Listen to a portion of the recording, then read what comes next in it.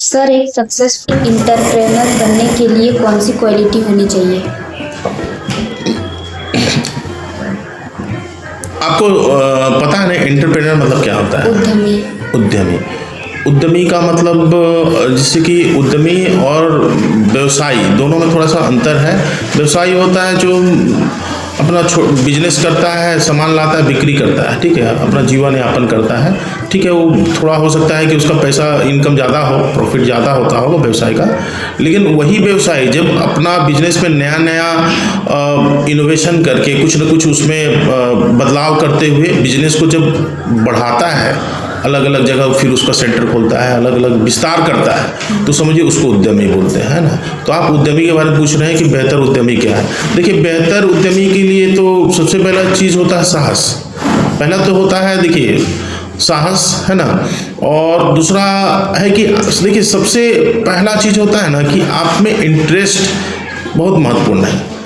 मान लीजिए आप में साहस है, इंटरेस्ट नहीं है, तो आप कुछ भी नहीं करिएगा। आपका इच्छा नहीं है, आपका कुछ सपना नहीं है उस तरह का कि हम कुछ आगे बढ़ें, तो फिर मान लीजिए साहस भी रह के क्या, कुछ फ़ायदा नहीं है ना। तो सबसे पहला चीज़ होना चाहिए इंटरेस्ट, कि आपका मन में इंटरेस्ट होना चाहिए कि हम करेंगे, तब आप जो है पहल करने का आदत साहस से आता है। तो साहस आपके अंदर है तो पहल करिएगा।